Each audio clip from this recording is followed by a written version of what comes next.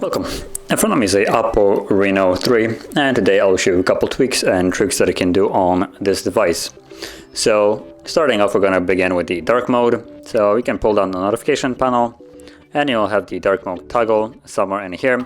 Now your position of this toggle might vary depending if you have moved some toggle or if the phone added some, but that's where it is for me. You can also see the other page, maybe it's over there. So from there, tap on it. That's this little animation, and bam, we're now in dark mode, and you can see it based on the fact that everything is now in dark mode. And I believe that also includes applications, as you can see. Now, not all applications will be supported by this, so just keep that in mind.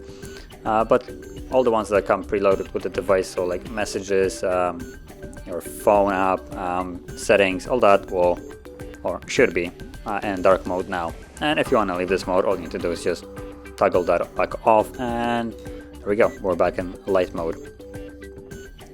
So moving on, we're gonna go into the home screen layout, which will just allow you to pack more apps on the screen. So keep in mind, right here we have entire screen full of apps, a couple of them right here. So if we go to settings, from there we're gonna go into the home screen. There we go, home screen. And from here we should have home screen layout. There we go. So as you can see, we're right now 4x6, so let's pop that up to 5x6.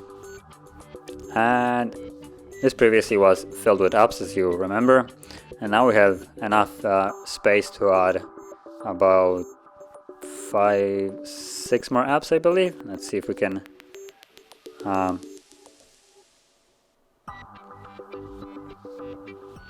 okay, so it gives you an animation how to select. Okay, so that's kind of what I want to do. See if I can move them all.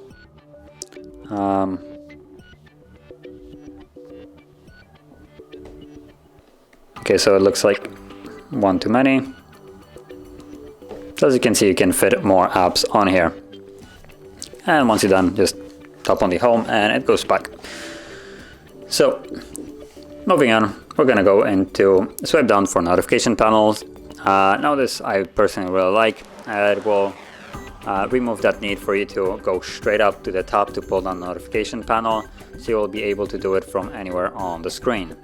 Now this will remove this option right here for the search. So if you want this, you will, I guess, have to choose what is better for you. I personally don't really care for the search, so let's go into the settings.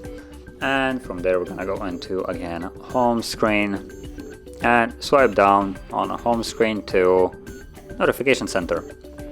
Go back, and now we get notification when we swipe down. So you don't actually have to go all the way to the top to do it anymore, which I personally just find more useful.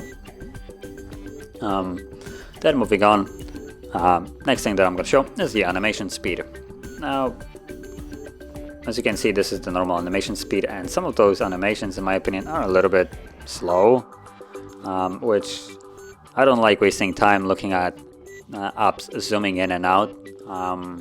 So to change this, what we need to do is go into the settings, and from there we're gonna find about phone, and then build number, which should be somewhere here, I hope.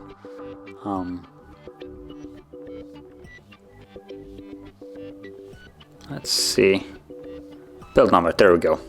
So tap on this operation not required you. Okay, so it looks like I already have enabled the developer options, but if you probably won't have it. So what you want to do is go into the version right here and about phone and tap on that 7 times, or basically till you have the message that you are now a developer. And now what we need to do is actually find the developer options, which probably will be in the additional settings.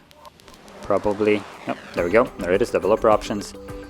Tap on it, scroll past like halfway, and we should find somewhere in here animation speed. So there we go. If window animation scale, transition animation scale, and animation duration scale. So you can tap on it, select 0.5, and this will decrease the animation speed by half, so they will be twice as fast now. Or you can set it to off if you just want to completely remove the animation and have everything appear instantly. So gonna go with the off, just as an example. And now as you can see, there is no more zooming animations, they just instantly pop into view.